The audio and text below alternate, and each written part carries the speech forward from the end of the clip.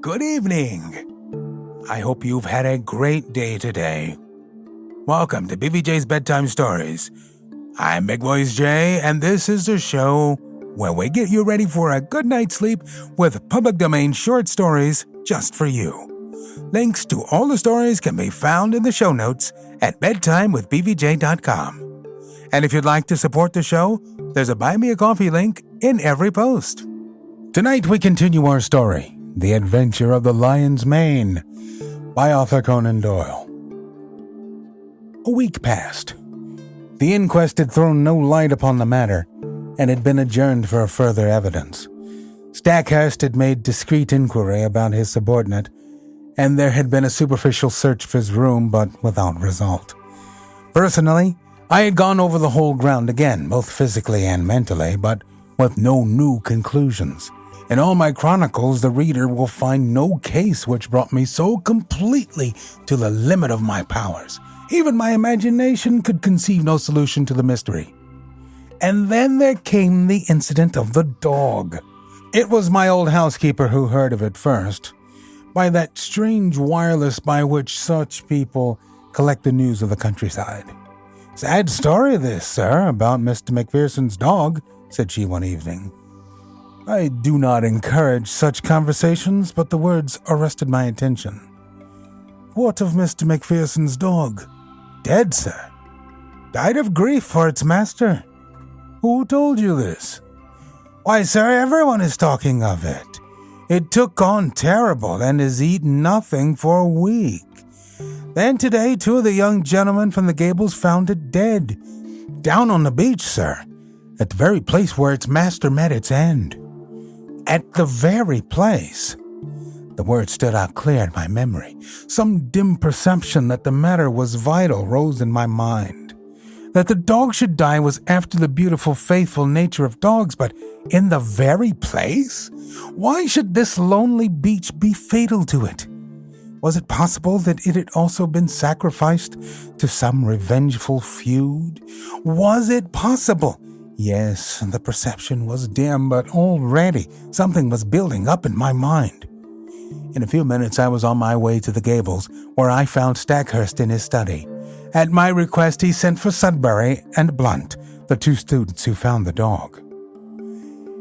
"Yes, it lay on the very edge of the pool," said one of them. "It must have followed the trail of its dead master." I saw the faithful little creature, an Airedale terrier, laid out upon the mat in the hall. The body was stiff and rigid, the eyes projecting and the limbs contorted. There was agony in every line of it. From the Gables I walked down to the bathing pool. The sun had sunk, and the shadow of the great cliff lay black across the water, which glimmered dully like a sheet of lead.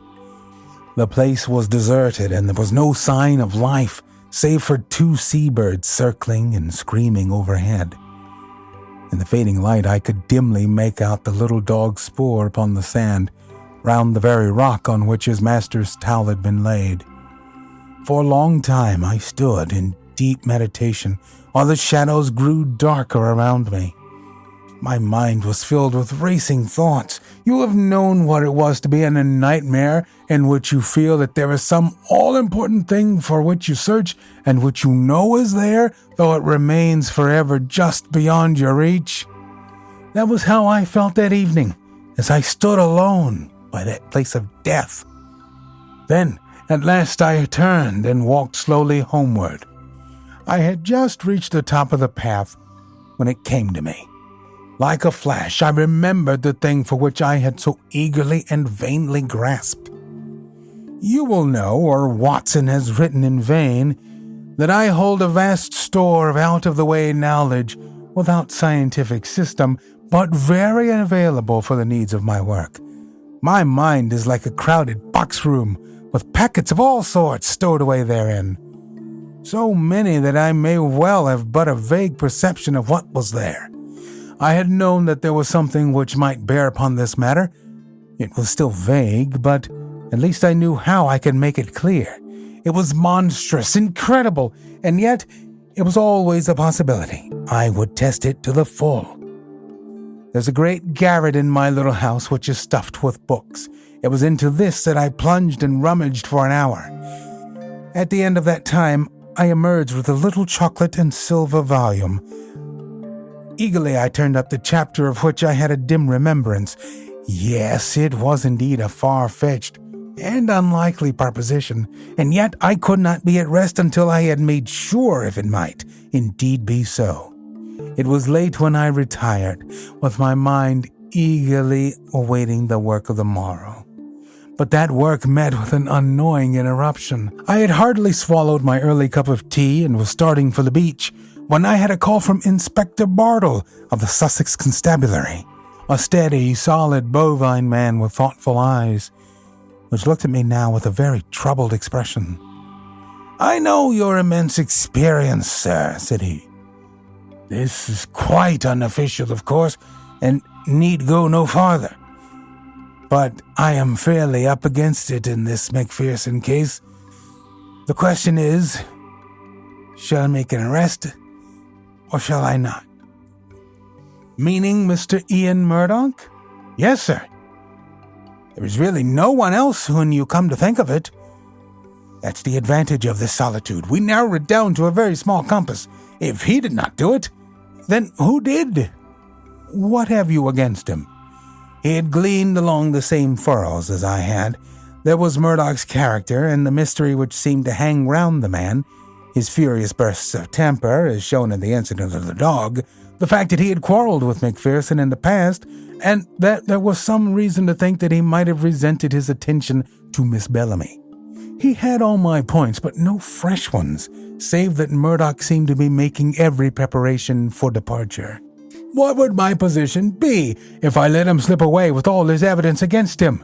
The burly, phlegmatic man was sorely troubled in his mind. "Consider," I said, "all the essential gaps in your case.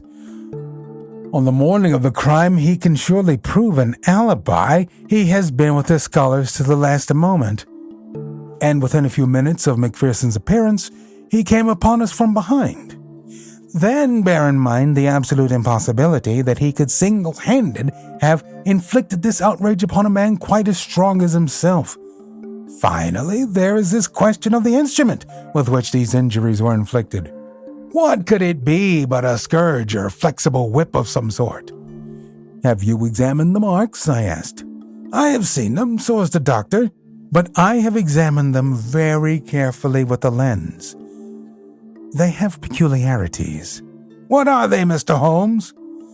I stepped to my bureau and brought out an enlarged photograph. "This is my method in such cases," I explained. "You certainly do things thoroughly, Mr. Holmes." "I should hardly be what I am if I did not. Now, let us consider this wheel, which extends around the right shoulder. Do you observe nothing remarkable?" "I can't say I do." "Surely it is evident that it is unequal in its intensity. There's a dot of extravasated blood here, and another there. There are similar indications in this other wheel down here. What can that mean?" "I have no idea. Have you?" "Perhaps I have. Perhaps I haven't. I may be able to say more soon. Anything which will define what made that mark will bring us a long way towards the criminal." "It is, of course, an absurd idea," said the policeman. "But if a red-hot net of wire had been laid across the back, then those better marked points would represent where the meshes crossed each other. A most ingenious comparison. Or, shall we say, a very stiff cat-o'-nine-tails with small hard knots upon it." "By Jove, Mr. Holmes, I think you've hit it." "Or there may be some very different cause, Mr. Bartle, but your case is far too weak for an arrest. Besides, we have those last words, the lion's mane. I have wondered whether in—" "Yes, I have considered that. If the second word had borne any resemblance to Murdoch, but it did not. He gave it almost in a shriek. I am sure that it was mane. Have you no alternative, Mr. Holmes?" "Perhaps I have. but I do not care to discuss it until there is something more solid to discuss. And when will that be? In an hour. Possibly less. The inspector rubbed his chin and looked at me with dubious eyes. I wish I could see what was in your mind, Mr. Holmes. Perhaps it's those fishing boats. No, they were too far out. Well, then, is it Bellamy and that big son of his? They were not too sweet upon Mr. MacPherson? Could they have done him a mischief? Oh, no, you won't draw me until I am ready, said I, with a smile. Now, Inspector, we each have our own work to do. Perhaps if you were to meet me here at midday. So far we had got, when there came the tremendous interruption, which was the beginning of the end. My outer door was flung open. There were blundering footsteps in the passage, and Jan Murdoch staggered into the room, pallid, disheveled, his clothes in wild disorder, clawing with his bony hands at the furniture to hold himself erect. Brandy, he gasped, and fell groaning upon the sofa. He was not alone. Behind him came Stackhurst, hatless and panting, almost as distrait as his companion. Yes, brandy, he cried. The man is at his last gasp. It was all I could do to bring him here. He fainted twice upon the way. Half a tumbler of the raw spirit brought about a wondrous change. He pushed himself up on one arm and swung his coat from his shoulders. For God's sake, oil, opium, morphia, he cried. Anything to ease this infernal agony. The inspector and I cried out at the sight. There, criss-crossed upon the man's naked shoulder, was the same strange reticulated pattern of red, inflamed lines, which had been the death mark of Fitzroy MacPherson. The pain was evidently terrible and was more than local, for the sufferer's breathing would stop for a time, his face would turn black, and then with loud gasps he would clasp his hand to his heart, while his brow dropped beads of sweat. At any moment he might die. More and more brandy was poured down his throat, and each dose bringing him back to life. Pads of cotton wool soaked in salad oil seemed to take the agony from the strange wounds. At last his head fell heavily upon the cushion. Exhausted, nature had taken refuge in its last storehouse of vitality. It was half asleep and half a faint, but at least it was ease from pain. To question him had been impossible. But the moment we were assured of his condition, Stackhurst turned upon me. "My God!" he cried. "What is it, Holmes? What is it?" "Where did you find him?" "Down on the beach. Exactly where poor MacPherson met his end. If this man's heart had been weak as MacPherson's was, he would not be here now. More than once I thought he was gone as I brought him up. It was too far to the Gables, so I made for you." "Did you see him on the beach?" "I was walking on the cliff when I heard his cry. He was at the edge of the water, reeling about like a drunken man. I ran down, threw some clothes about him, and brought him up. For heaven's sake, Holmes, use all the powers you have and spare no pains to lift the curse from this place, for life is becoming unendurable. Can you, with all your worldwide reputation, do nothing for us?" "I think I can, Stackhurst. Come with me now. And you, Inspector, come along. We will see if we cannot deliver this murderer into your hands." Leaving the unconscious man in the charge of my housekeeper, we all three went down to the deadly lagoon. On the shingle there was piled a little heap of towels and clothes left by the stricken man. Slowly I walked around the edge of the water, my comrades in Indian file behind me. Most of the pool was quite shallow, but under the cliff where the beach was hollowed out, it was 4 or 5 feet deep. It was to this part that a swimmer would naturally go, for it formed a beautiful pellucid green pool as clear as crystal. A line of rocks lay above it at the base of the cliff, and along this I led the way, peering eagerly into the depths beneath me. I had reached the deepest and stiffest pool when my eyes caught that for which they were searching, and I burst into a shout of triumph. "Cyania!" I cried. "Cyania! Behold, the lion's mane!" The strange object at which I pointed did indeed look like a tangled mass torn from the mane of a lion. It lay upon a rocky shelf some 3 feet under the water, a curious, waving, vibrating, hairy creature with streaks of silver among its yellow tresses. It pulsated with a slow, heavy dilation and contraction. "It has done mischief enough. Its day is over," I cried. "Help me, Stackhurst. Let us end the murderer forever." There was a big boulder just above the ledge, and we pushed it until it fell with a tremendous splash into the water. When the ripples had cleared, we saw that it had settled upon the ledge below. One flapping edge of yellow membrane showed that our victim was beneath it. A thick, oily scum oozed out from below the stone and stained the water round, rising slowly to the surface. "Well, this gets me," cried the inspector. "What was it, Mr. Holmes?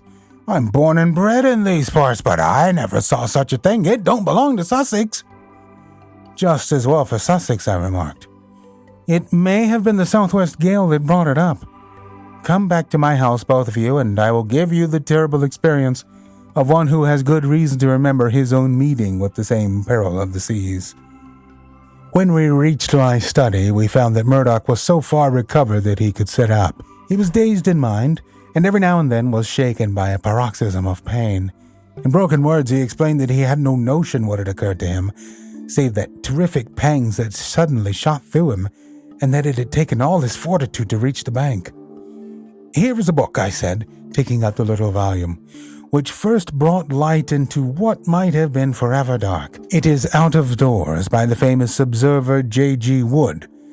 Wood himself very nearly perished from contact with this vile creature, so he wrote with a very full knowledge.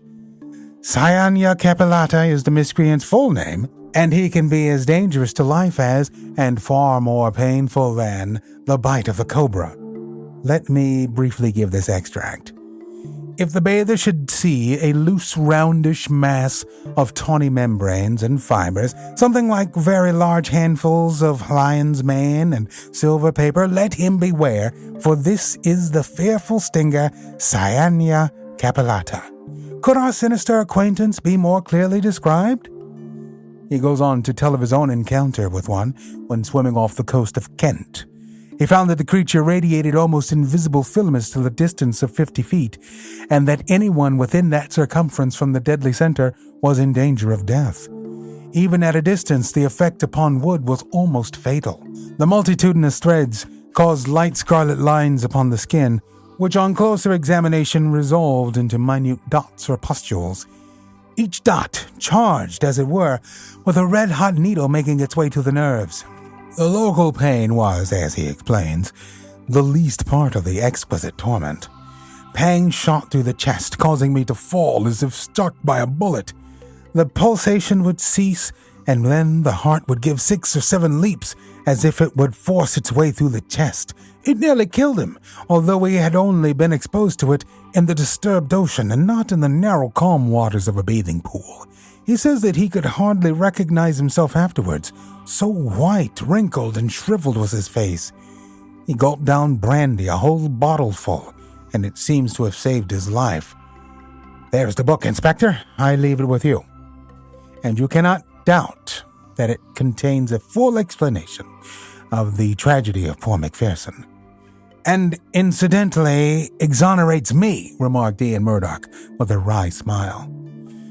I do not blame you, Inspector, nor you, Mr. Holmes, for your suspicions were natural. I feel that on the very eve of my arrest I have only cleared myself by sharing the fate of my poor friend. No, Mr. Murdoch, I was already upon the track, and had I been out as early as I intended, I might well have saved you from this terrific experience. But how did you know, Mr. Holmes? I am an omnivorous reader with a strangely retentive memory for trifles. That phrase, the lion's mane, haunted my mind. I knew that I had seen it somewhere in an unexpected context. You have seen that it does describe the creature. I have no doubt that it was floating on the water when MacPherson saw it, and that this phrase was the only one by which he could convey to us a warning as to the creature which had been his death.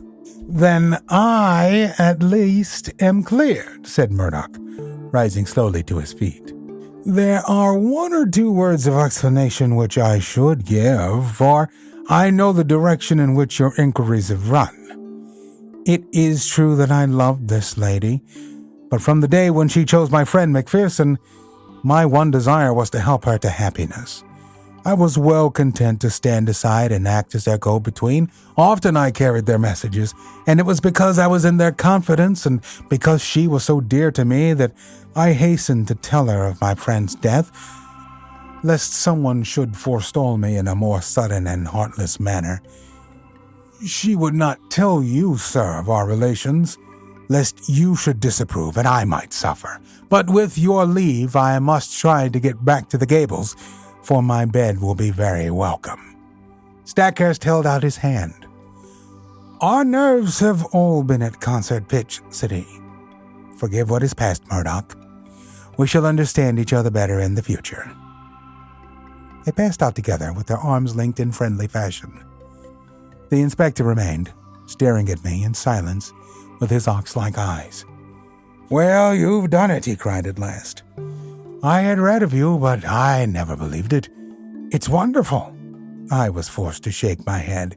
To accept such praise was to lower one's own standards. "I was slow at the outset, culpably slow. Had the body been found in the water, I could hardly have missed it. It was the towel which misled me. The poor fellow had never thought to dry himself, and so I in turn was led to believe that he had never been in the water. Why then should the attack of any water creature suggest itself to me? That was where I went astray. Well, Inspector, I often ventured to chaff you gentlemen of the police force, but Cyanea Capillata very nearly avenged Scotland Yard."